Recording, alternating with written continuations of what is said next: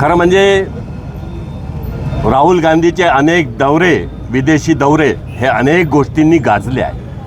पण यावेळचा दौरा लोकसभेतले देशाचे विरोधी पक्षनेते पद म्हणून अमेरिकेत भारत विरोधी जॉर्ज सोरोस असेल, एलान असेल, बरार असेल यांच्यासोबत त्यांनी घेतलेल्या बैठका, त्यातून केलेलं वक्तव्य, आम्ही सत्तेत आलो तर अनुसूचित जाती जमाती आणि ओबीसीचं आरक्षण रद्द करू. त्यांनी आमच्या शीख बंधूंचा जो देशाचा बलिदानाचा इतिहास आहे, आजही ज्यांच्यामुळे आम्ही इथे -+ टेम्परेचरमध्ये त्यांच्या काम करण्यामुळे आपण मोकळा श्वास देशातील 140 करोड जनता घेत आहे, त्यांच्याबद्दल खोटं सांगून खलिस्तानाची चळवळ जिवंत करण्याचं काम त्यांनी केलं. आणि हे मी नाही सांगत, तर त्यांच्या वक्तव्यानंतर खलिस्तानचा समर्थक असलेला त्या देशात बसलेला पंधू याचं जे स्टेटमेंट आणि राहुल गांधींबद्दल त्यांनी जे विचार व्यक्त केले त्यातून हे दिसून आलं. दुसरीकडे भारतामध्ये परिस्थिती नाही, मेक इन इंडिया खोटं आहे. खरं म्हणजे जगातले मूडी, स्टँडले मॉर्गन अशा संस्था जेव्हा देशातली सगळ्यात वेगवान अर्थव्यवस्था म्हणून भारताकडे बघत आहे, जगातल्या 5 अर्थव्यवस्थेमध्ये 5व्या नंबरवर भारत आलेला आहे, काही दिवसामध्ये 3ऱ्या नंबरवर येईल, हे त्यांचा रिपोर्ट आहे.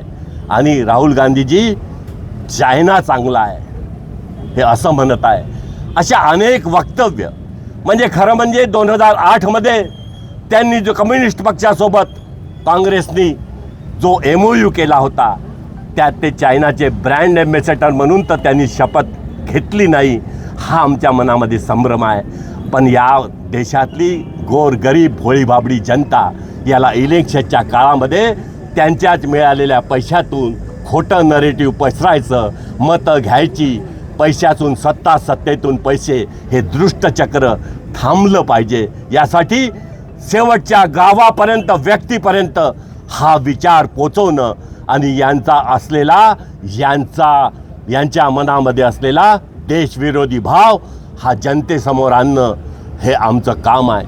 खरं म्हणजे 2014 असेल, 19 असेल, 24 असेल, या तिन्ही निवडणुकीत काँग्रेसला ज्या लोकसभेत जागा भेटल्या त्यापेक्षाही 40-50नी आजही भारतीय जनता पक्ष हाच देशाच्या सत्तेत आहे, NDA आघाडी आहे. परंतु त्या वैफल्यातून यांच्या मनामध्ये जी एक सत्तेची लालसा सुटलेली आहे, त्यातून देशविरोधी काम हे करत आहे. अरे तुम्ही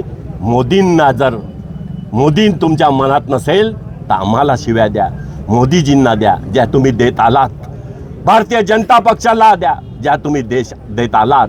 पण 140 करोड जनतेचं भलं करण्याचं काम जो सर्व आघाडीवर आपल्या वेगवेगळ्या योजनेतून आणि त्याचसोबत जगामध्ये महाशक्ती बनवण्याचं काम, एक विश्वगुरू जो वसुधैव कुटुंबकम, 1 सन 1 अर्थ 1 फॅमिली, हे आमचं जे द्योतक आहे ते जगामध्ये पसरवण्याचं काम जो व्यक्ती देशाचे पंतप्रधान नरेंद्र मोदी करत आहे, त्यांच्या विरोध करता करता तुमचा हा देशविरोध जो मनामध्ये होता तो ओठावर आला, याचा निषेध करण्यासाठी आंदोलन आहे.